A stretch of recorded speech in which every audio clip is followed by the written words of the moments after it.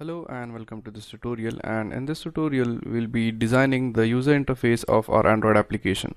Now this tutorial is going to be the continuation of the previous tutorial in which we have designed this basic login screen for our application, and now in this tutorial we are going to study about some things which are called as resources.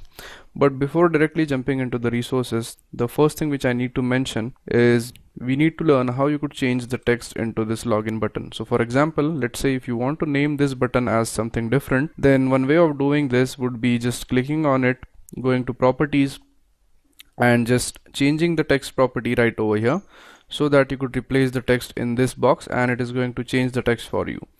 But one more method or one more way of doing this is by going into the XML file. So if you open up your XML file, you'll see that the button lies over here.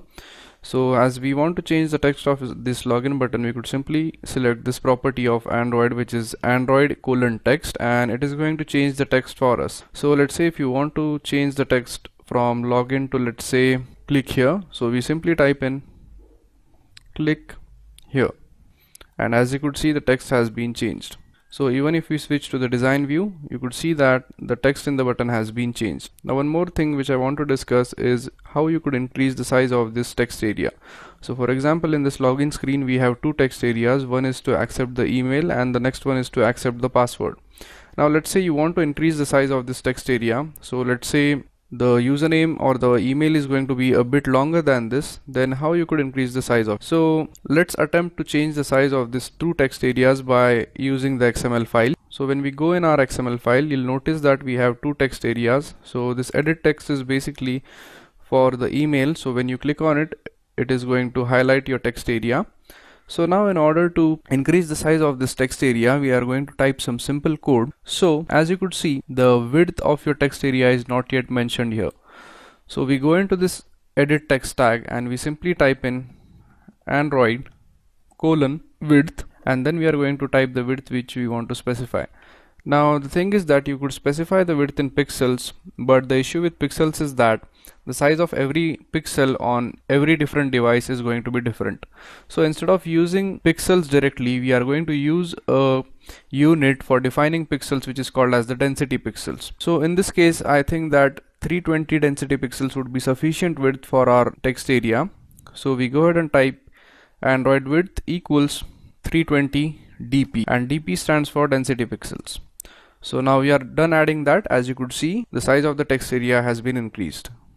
Now if you copy the same code and if you paste it in your password field or your password tag, it is also going to change the size of your password field. So as you could see, we have increased the size of both the email area as well as the password area. So now once we are done with this, we switch on to the design view, and the next we are going to discuss in this tutorial is going to be the resources. So you might have noticed that when you click on this button, you are going to get a light bulb on side of it, and this light bulb is nothing but it specifies some warning. That means we have done something incorrect. Now in order to check the warning, you simply click on this button, and as you could see, there is a small arrow right over here which points towards the right.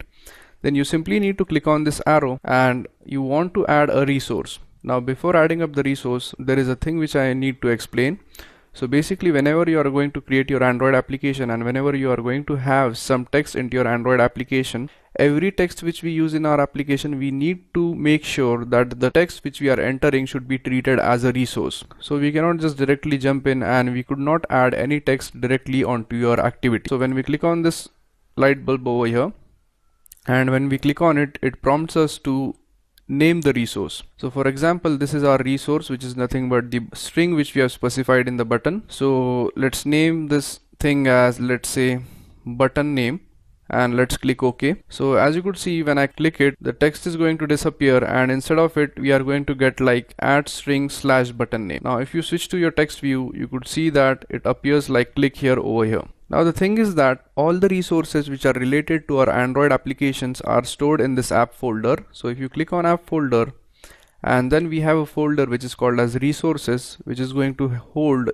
each and every resource which is required for our Android application. So if you click on it, you could see that we again have a folder which is called as values, and if you open this values folder, you are going to get a XML file which is going to store all the strings for us. So this is the XML file which is called as strings, and it is going to contain reference to each and every string. So when we open up the XML file, we are going to notice that each and every string which is used in our application is stored as a resource in this particular strings.xml file. So as you could see, we have the string name, which is nothing but the button name, and inside it we have stored the value, which is click here. So the main purpose of the string.xml file is to store each and every string used in our application as a resource, and it is going to refer to each and every string which is stored in our application. So now once we switch on to the activity main.xml, we are going to notice that the text has been changed to click here. So that's it for this tutorial, and in this tutorial we have learned how you could change the text of the button or the text area by using the XML file. We have also learned how you could resize your text areas, and we have also learned about resources and strings. So how strings in your Android application are being treated as resources, and they are going to be stored in a special XML file which is called as the strings.xml. So thank you very much for watching this tutorial, and I'll see you in the next tutorial.